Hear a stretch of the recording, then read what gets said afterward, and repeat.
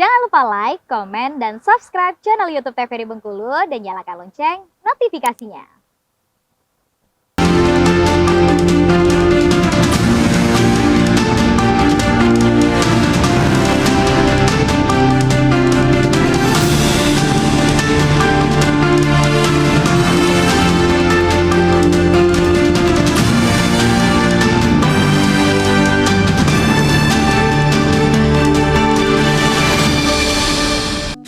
Assalamualaikum warahmatullahi wabarakatuh pemirsa, selamat petang, salam jumpa tentunya. Jumpa kembali bersama saya Khairul Fahmi kali ini di Berndo TVRI Bengkulu untuk edisi hari ini Senin 18 September 2023. Dan tema kita hari ini pemirsa mengenai edukasi kreatif bagi anak PAUD. Di studio TVRI Bengkulu telah hadir untuk dua orang narasumber kita yang akan kita ajak berbincang dan juga berbagi pengetahuan mengenai edukasi kreatif bagi anak PAUD.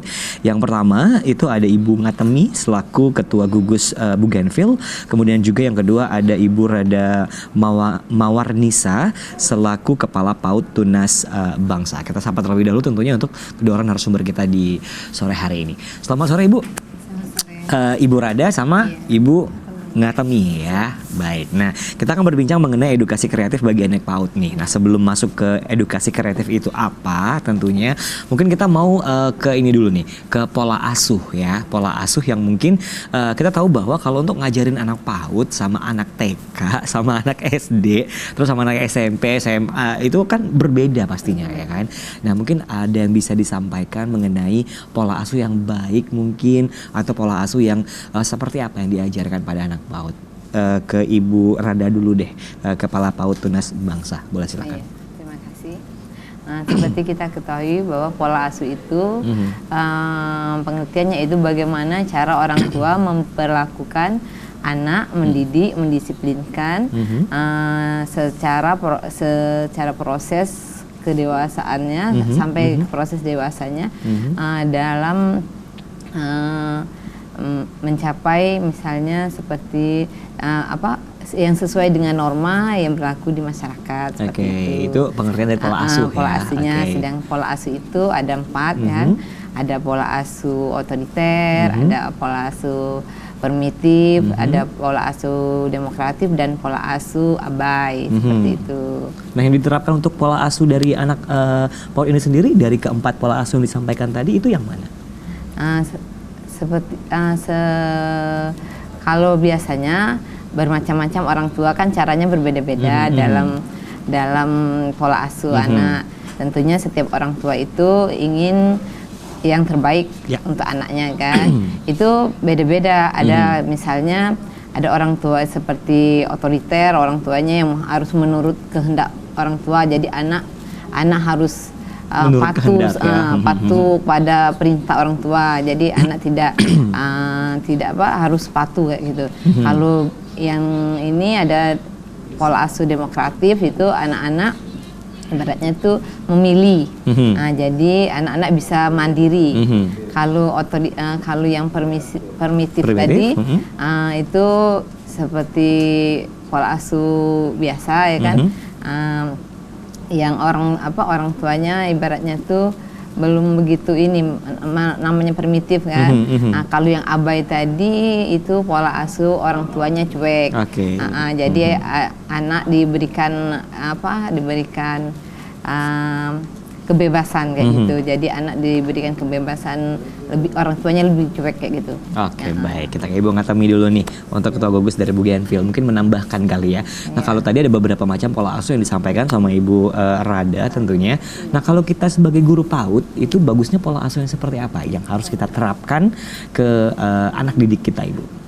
Kalau tadi sudah disampaikan dengan Bu Rada yang pola asuh, kalau menurut kami itu untuk anak-anak kita terapkan adalah yang pola asuh demokratis. Demokratis? Ya, karena dengan kita menerapkan pola asuh yang demokratis, anak itu akan bisa memilih sendiri apa yang dimau ini. Kebetulan kan ada ini ke kurikulum kita kan, kita memberikan kebebasan kepada anak kita untuk berkembang.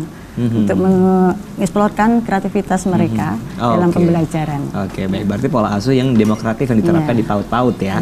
Nah, usia untuk PAUD sendiri ini berapa sih Bu?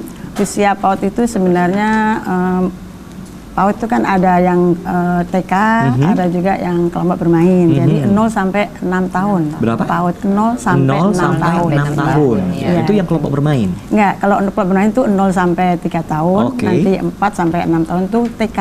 Oh, Nah, 4 TK sampai itu 6 tahun terbagi TK. dari dua, ada TKA dan TKB. Oke, Iya. baik. Nah, pengalamannya sendiri Bu, Ibu Iya. pengalamannya untuk ngajarin anak PAUD itu gimana? Apakah susah ya kan? Bandel-bandel anaknya atau seperti apa?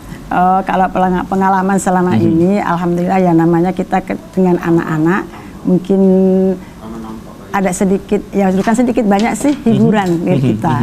Selain kita sebagai kewajiban kita untuk mengajari anak-anak kita sebagai penerus bangsa, kita juga anak-anak kita yang masih lucu-lucu, membuat kita menjadi ceria kembali juga. Termasuk saya kan umur saya sudah 50 tahun lebih. Iya. Hibur jadi ya, Bu, Ya, alhamdulillah sudah 23 tahun mengajari TK. Kebetulan TK kami TK tua di Angkatan Laut. Oh, iya. Iya, jadi di situ dari mulai tahun 2002 itu kami sudah di situ mengajari TK tua dan alhamdulillah memang banyak sekali yang dapat kami apa istilahnya yang kami dapat dari kita mengajar di TK tua, di Oke. TK anak-anak tersebut, terutama kita bisa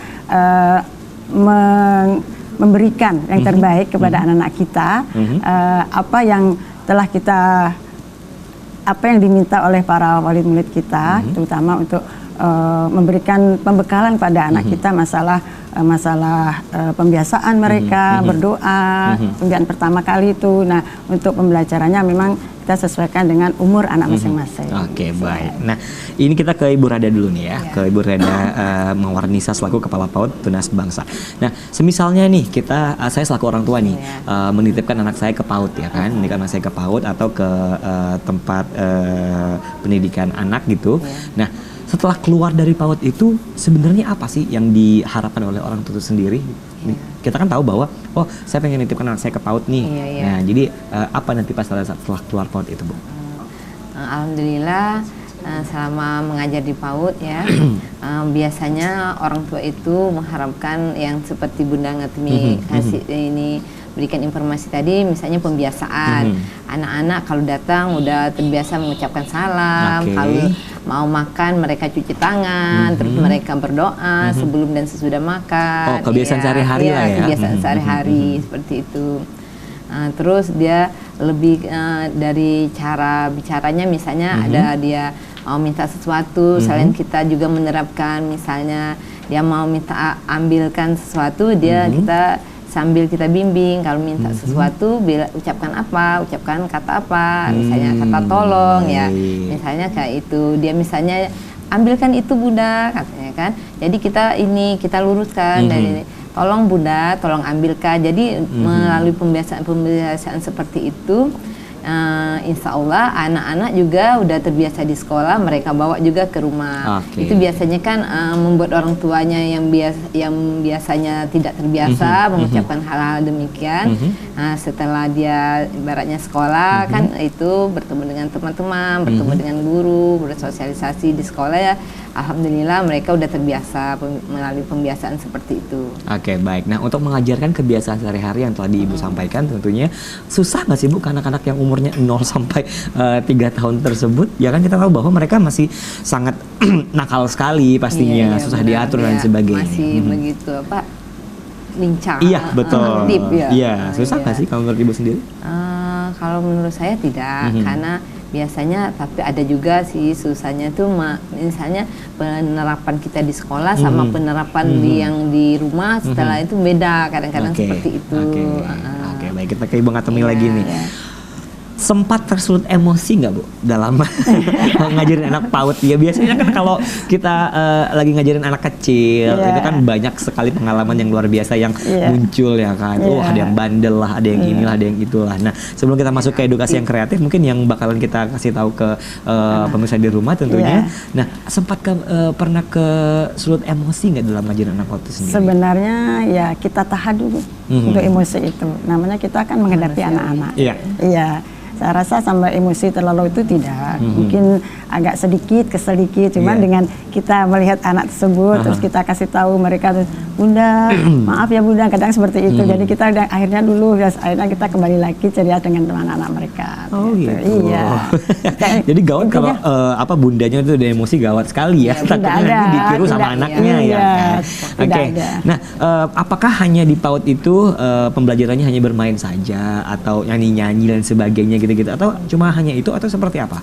Apa Tidak yang diajarkan juga, kembali? diajarkan juga yang lain. Jadi kita ajarkan juga pengenalan bentuk-bentuk bentuk lingkaran, terus pengenalan angka, pengenalan huruf juga kita kenalkan. Untuk kita kan bukan hanya pembiasaan aja yang kita ajarkan. Jadi di situ juga kita mengenalkan fisik motorik anak, fisik motorik anak. terus kognitif, Oke. pengembangan kognitif anak pun, seni juga kita kembangkan, juga Fisik motorik bahasa. anak itu seperti apa yang diajari? Fisik motorik anak itu kita misalnya dia ada senam, terus ada mengenalkan gerak olah tubuh kita, ada tarian seperti itu. Belajar menangkap dan melempar Iya. bola, kan Oh, belajar oke. melatih kefokusan mereka. Jadi kan dia menangkap, melempar, melatih kefokusan dan konsentrasi mereka juga. Oke, baik. Berarti itu yang diajarkan di PAUD ya? Iya. Nah, baik pemirsa, kita akan ngobrol lagi tentunya dengan dua orang narasumber kita dengan edukasi kreatif bagi anak PAUD. Tapi kita jeda iklan terlebih dahulu, tetap bersama kami di Berndo TVRI Bengkulu.